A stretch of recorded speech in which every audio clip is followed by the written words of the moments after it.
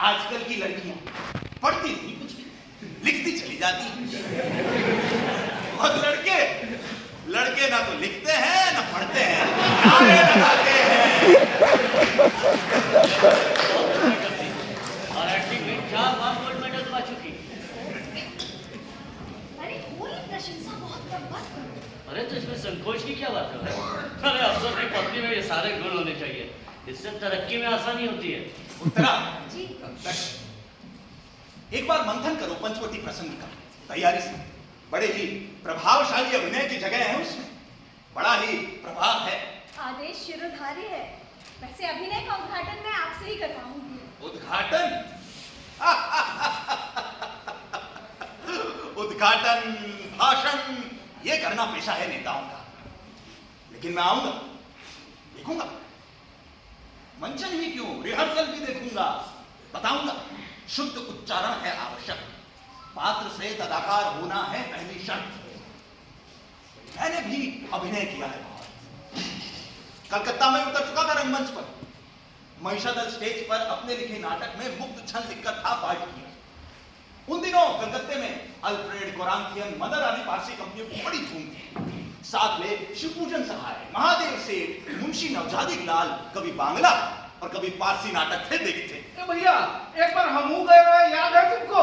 वो कौन सा मछली की हूर देखने का कड़ाकेदार ड्रामा था। एक नंबर की सीनरी और गाना एकदम लहालोट। याद है?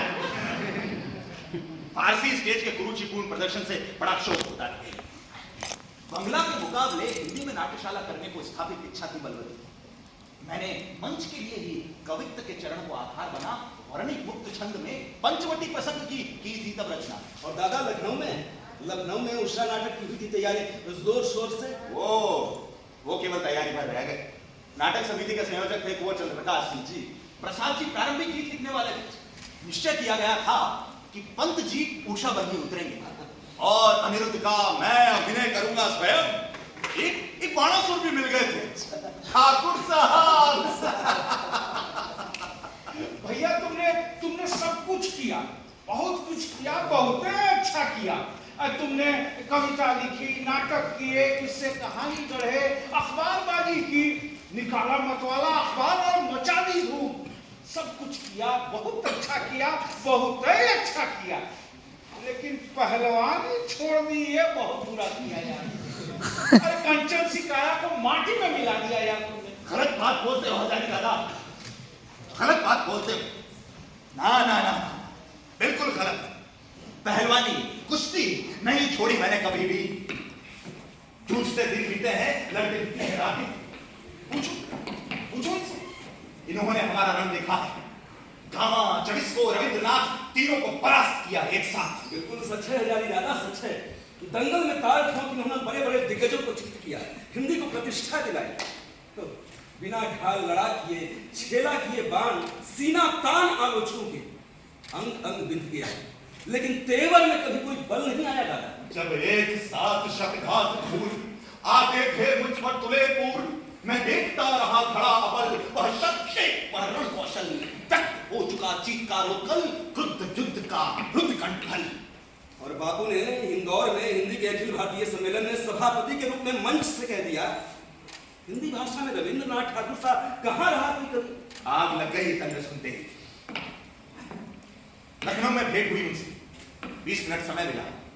कुंवर चंद्रप्रकाश सिंह और वाचस्पति पाठक वहां मेरे साथ थे। प्रश्न किया, आपने पढ़ा है निराला को?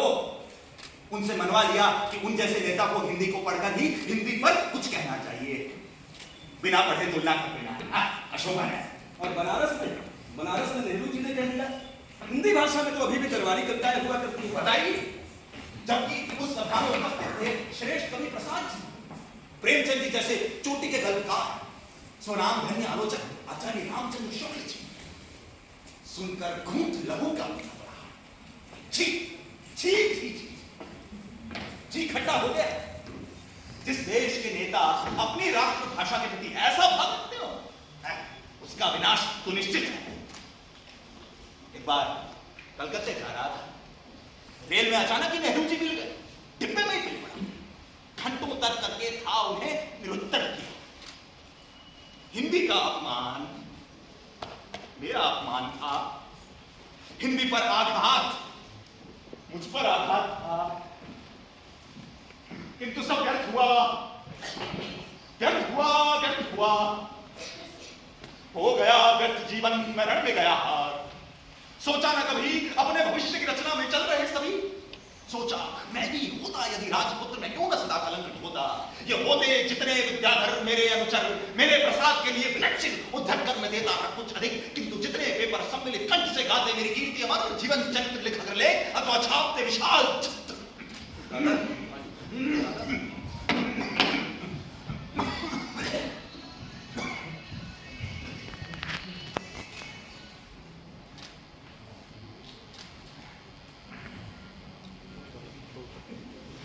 पिछली बार जब मैंने आपके दर्शन किए तब से अब में कितना परिवर्तन दिख रहा है। ऐसा क्यों हो गया? वाणी के वरेण्य मूर्धन्य अग्रगण्य कवि आप इस राष्ट्र की विभूति हैं। आपको निज स्वास्थ्य का विशेष ध्यान रखना उचित है। मेह निर्झर बह गया, रेत ज्यों तन रह गया। अब मैं इस राष्ट्र को कुछ देना नहीं चाहता, इससे मेरी साधना भी नष्ट हो सकती है। आना नहीं चाहता संपर्क में। अंग्रेजी बोलता हूं, उसी को संभालूंगा। कृतज्ञों की भाषा से अब भी घबराता है। अरे भाई अंग्रेजी तो है, सारे वर्ड के लिए को आप रखता।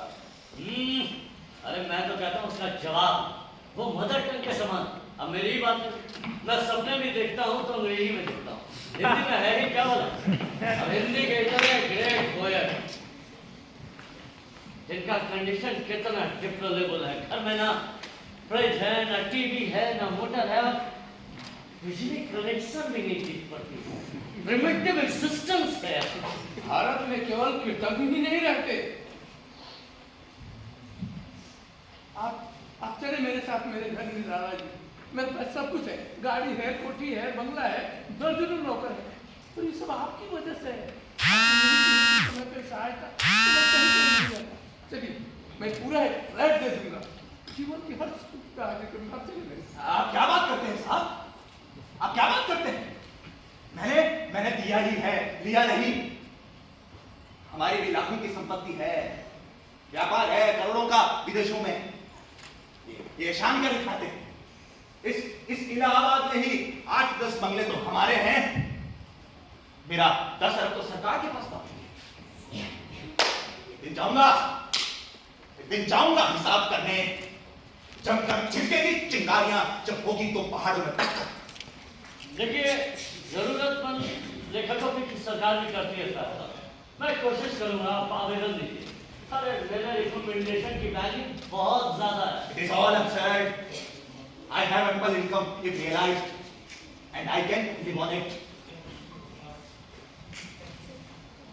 without government help.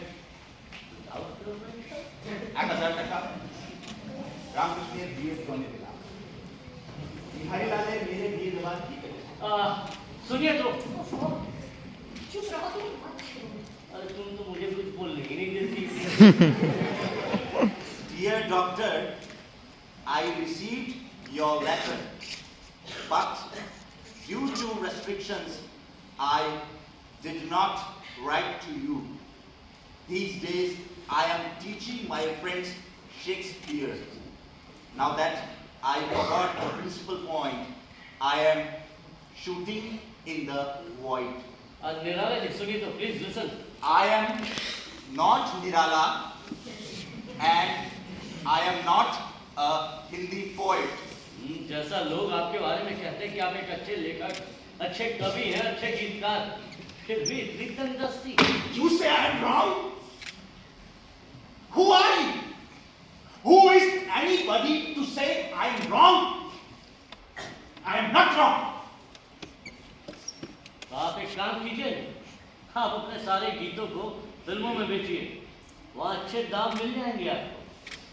जैसे मैं बाजार में बिका कौड़ी मूल, पूर्ण शून्य दिखा। सुन बे बुला, भूल मत जो पाई खुशबू रंग हुआ, खून चूसा खाद का तूने अशिष्ट, डाल पर इतरा रहा। क्या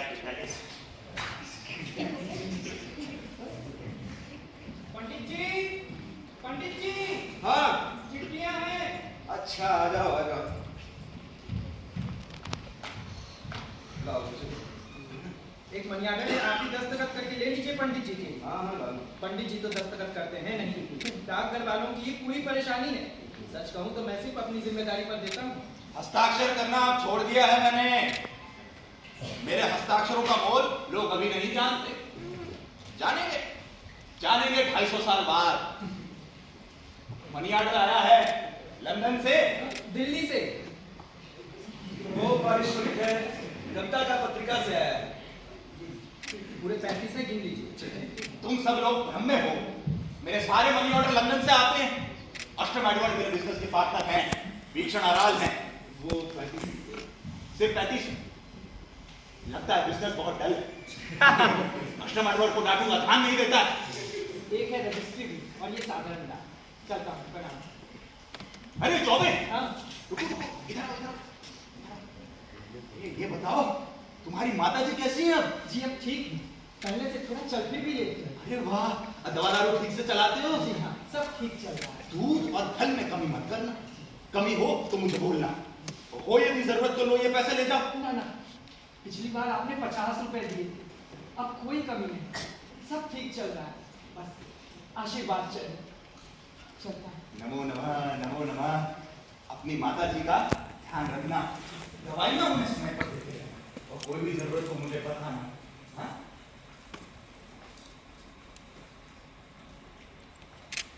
देखा दुखी एक निज भाई, दुख की छाया पड़ी हृदय पर, झट उमड़ वेदना आई, मैं शैली अपनाई।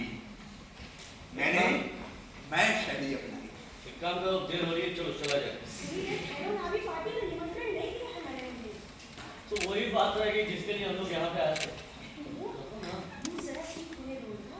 अच्छा, इनका मूड भी ठीक होने की चीज है। ये पत्र आया है वाराणिकोप का। वो रूसी प्राचीन जिन्होंने रामायण का रूसी भाषा में अनुवाद किया था, उन्हीं के सुपुत्र हैं। सरस्वती करना चाहते हैं दर्शनार्थ अगले सप्ताह। और एक पत्र है मिस कैम्प का। मिस कैम्प, ये जो सलाम महिला है, वे भी यहाँ आना चाहती हैं, आपसे मिलने। लिख दो कि प्रस्तुत रहूंगा मैं। मैं भी रूस जा चुका हूं, मॉस्को के कवियों को कविता सुना चुका हूं। इंग्लैंड बहुत बार गया। फ्रांस में जब उतरा वायुयान से, खुद क्वीन विक्टोरिया ने स्वागत किया। मेरा अंग्रेजी का उच्चारण सुनकर दंग रह गई थी। मैंने कहा, सुनिए विक्टोरिया जी, ये गीतांजलि नाम की पुस्तक तो पढ़ी होगी आपने। वो मेरी प्रीमेच्योर रचना थी। हाँ, नाम और फोटो था सकता रविंद्रनाथ ठाकुर का, क्योंकि वे प्रिंस द्वारिकानाथ के नाते थे। कीट्स और शेली की सारी कविताएं हमारी तब की, जब 2 बरस का बच्चा था। There is no difference between man and man. What makes him superior or inferior is the manifestation of his genius. I have read Aristotle, Plato, Kant and Hegel, and I have the spirit of Vivekanand in me. मैंने America में इतना भ्रमण किया, इतने दिए भाषण, घूमता रहा विदेश देशांतर, यूरोप अफ्रीका के वन प्रांतर, मधुकांतार किए बार, पश्चिम था श्रीविहीर हो गया श्रद्धानक। क्यों, तुम्हें याद है मेरा वो अभियान गौरवमय? मुझे तो वो घटना याद नहीं। आपने विदेश भ्रमण कब किया? तुम मुझे जानते हो कब से? 20 बरस। 20 बरस? हाँ? लेकिन ये बात है पुरानी, उससे भी पहले की। तुम्हें कैसे बताओ? अरे डरो नहीं। जब मैं यह बोलता हूं, बोलते हैं मुझ में विवेकानंद। भैया, हमें तो बस इतना पता है कि तुमने जन्म लिया महिसागर स्टेट बंगाल में, और फिर कुछ दिन कलकत्ता रहे, और उसके बाद लखनऊ, कानपुर, जलमऊ, गढ़ा कोला खूब फेरे किए। अब बैठे हो प्रयागराज में, धरती आकाश को मिलाते हो। नहीं रहा प्रखर मध्याह्न, दिन ढल गया, डूबा रवि अस्ताचल, संध्या के दृग छल छल। और दादा, एक पत्र है सरकारी। आपके काव्य संग्रह अपरा पर उत्तर प्रदेश सरकार ने 2100 रुपयों का दिया है पुरस्कार। महाकवि, बधाई हो। वंडरफुल। Congratulations. मैं तो कहता ही था कि कवियों के लिए सरकार ने खजाना खोल रखा है, पर भारत में दो ही समस्या है, कवि और सूखा। इन्हीं का तो समाधान करना है। क्यों यह त्रिपाठी को भारत गवर्नमेंट ने खिताब उतार दिया है का? हाँ नहीं, इनाम दिया कविता की किताब पर। मैं कहता था ना कि भगवान के घर में देर है अंधेर नहीं। जय बजरंग। चुप रहो। चुप। निराला कभी ध्यान नहीं देता। मेरा सरकार से लाखों का हिसाब बाकी है, सब एक साथ दूंगा। सुनो जी, ये रुपया मुंशी नवजादी लाल की विधवा पत्नी को देना है। साहित्यकार संसद के माध्यम से 50 रुपया प्रतिमा जाता है। हाँ? जी, ये कई बच्चे हैं, शादी के लायक लड़कियां हैं, आफत है। महादेवी जी को लिख दो, चिलकहर बलिया पता है उनका।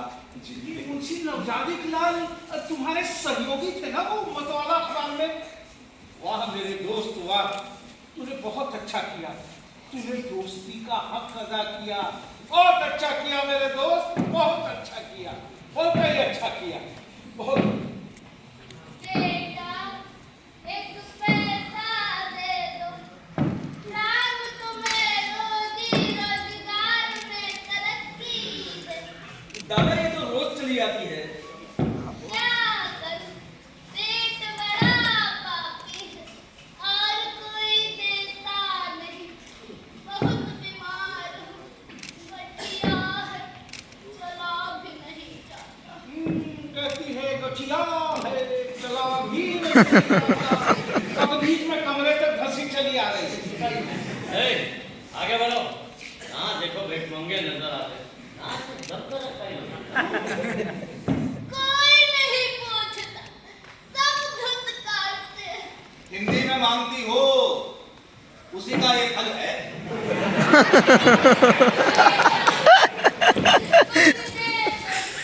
कोई सहारा नहीं। इधर आओ। ये लो ये 10 रुपए, ये दवाई के हैं। अब महीने भर भीख मत मांगना, ठीक है? Just see that's right. He is mad.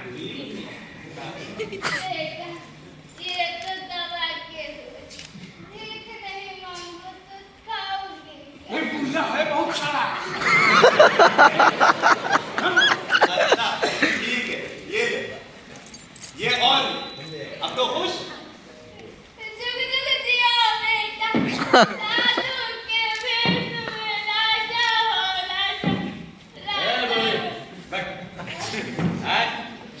और सुनिए, आप भी है इसको पागल बना रहे, इसका भी दिमाग गोलमाल हो जाएगा। भला इतने रुपए यूं फेंक देने की चीज है क्या? दादा तो हैं औघड़दानी, देना है महत्वपूर्ण, पात्र चाहे कोई भी हो। भैया लेकिन ऐसे को भीख देना ठीक नहीं। इसकी जगह जेल है। बढ़िया, चल ये पैसे रख उस टेबल पे और ये 10 पैसा ले और रास्ता में चल। हाँ चल पैसा लगा। बेटा, ये लोग मुझे जाने नहीं दे रहे। क्या? जाने नहीं देते? रुक रुक रुक, मैं चलता हूँ तेरे साथ। कोई कुछ नहीं कहेगा। आजा, आजा तुझे बाहर से रखकर चल। आजा, चल चल चल चल। रुक जा।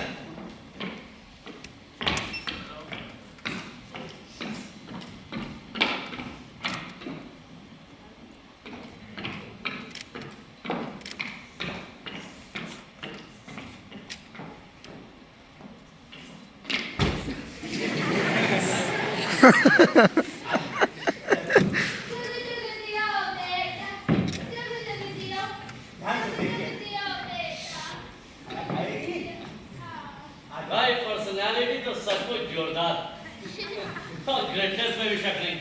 गवर्नमेंट भी रिकॉग्नाइज करती है, फॉरेनर्स आते हैं मिलने, लेकिन अनसेंट बकने लगता बैलेंस फिगर क्या है?